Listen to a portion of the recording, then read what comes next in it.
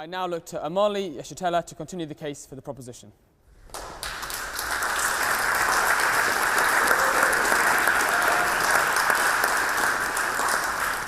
Mr. President, ladies and gentlemen, I have only recently come here from the United States of America.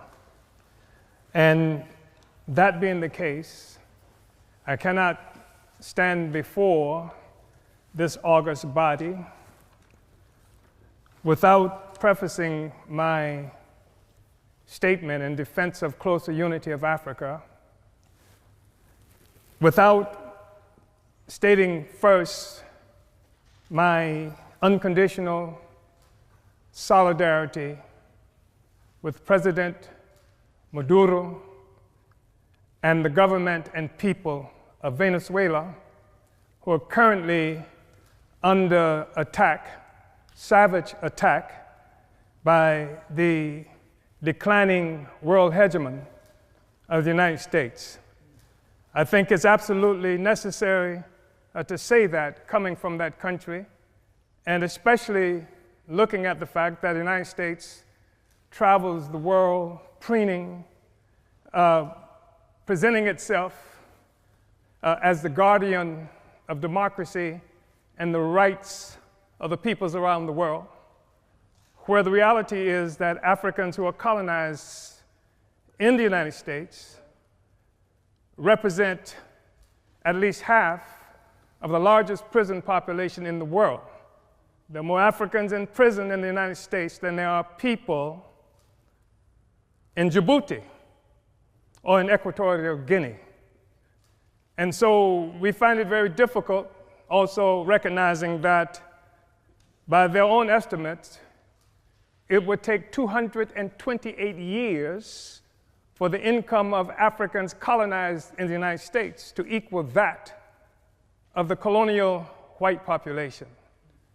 So it is absolutely necessary for me to stand here today before you expressing total opposition to the United States government terroristic actions against the people of Venezuela with an attempt to starve the people into opposition to their government. Mr. President, brothers and sisters, comrades, it is also necessary for us to say that this question of a closer union with Africa, or between Africans, or within Africa, is not a purely academic question, despite the fact that this debate is occurring within the pinnacle of bourgeois academia.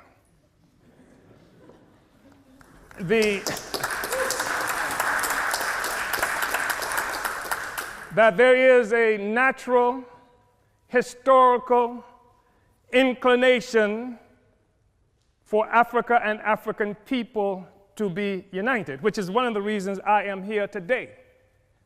The truth of the matter is that this discussion about the unity of Africa, union of Africans, started much earlier than any incursion, as it might be characterized, of China or the Trump administration into Africa.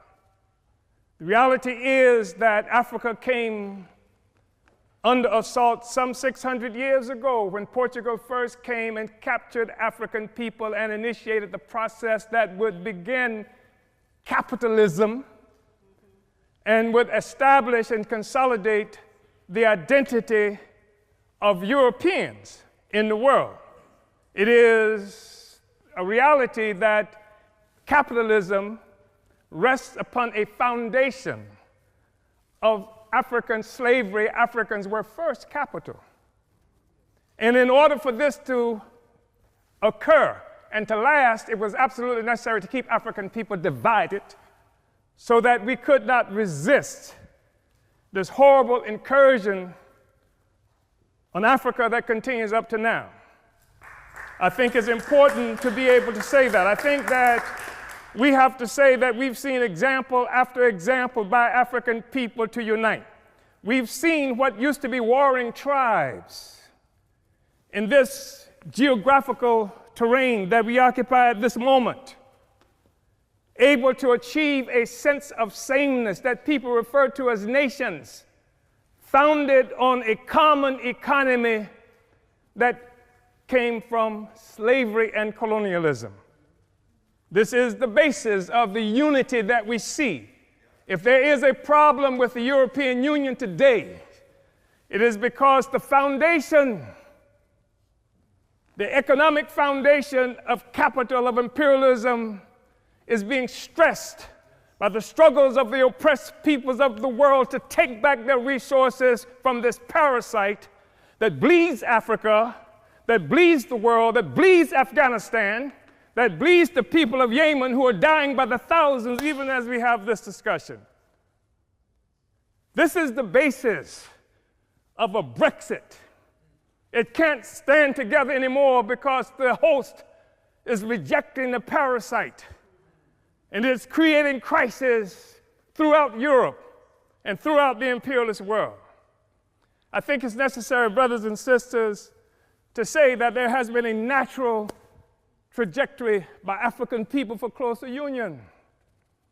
We know that we're talking about having this discussion in part because in 1884-85, Europeans sat at a table in Berlin, Germany, not a single African there, and carved up Africa into the territories that we now sometimes call countries and illogically refer to as nations.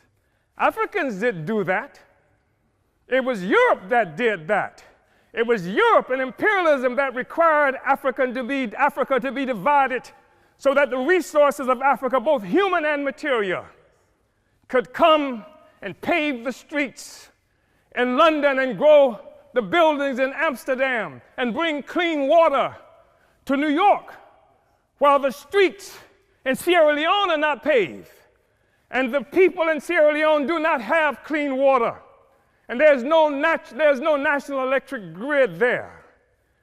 It is necessary to keep Africa divided by European imperialism and by all the imperialism in order to continue to suck the resources from Africa so that cell phones could exist here, so that Steve Jobs and the others could achieve some great notoriety from the coltan that comes from Congo, where Leopold killed at least 12 to 15 million Africans in order to conquer and keep Africa in the condition it's in today. We talk about a united Africa and African Union because of what European imperialism has done to Africa to keep us divided. We know it's true. We saw 100 years or so ago, Marcus Garvey organized the Universal Negro Improvement Association and African Communities Leagues that stretched across the globe. More than 11 million African people everywhere were connected to this. Africa for Africans, at home and abroad. That was the cry.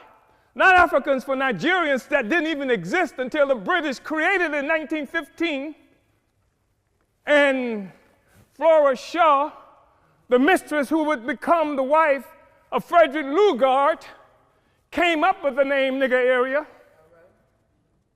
Not this false national consciousness that has been imposed on Africans around the world, so that when the Portuguese found shrimp on West Africa and then named it for the Portuguese word for shrimp, Cameroon, it is not true that they are shrimp despite the fact that the people call themselves Cameroonians today. It is a false national consciousness. The false national consciousness that created the American Negro, that created the Black Brit, and the Afro-Swede. We are one Africa, one nation, and we must have closer union. But in order for that to happen, it has to be a revolutionary union. The Organization of African Union, created on May 25th, 1963 in Addis Ababa, Ethiopia, was part of an effort to circumvent efforts by Kwame Nkrumah to build a single union of African states. And instead, we come up with an Organization of African Union that codified the colonial borders that were created by Europe in 1884 and 85. We have to be able to break out of this, but it's going to take revolution in order to do this. African revolution in order to do this. African revolution that will destroy imperialism and the world economy that's responsible for the growing immiseration of the masses of people around the world. Uhuru.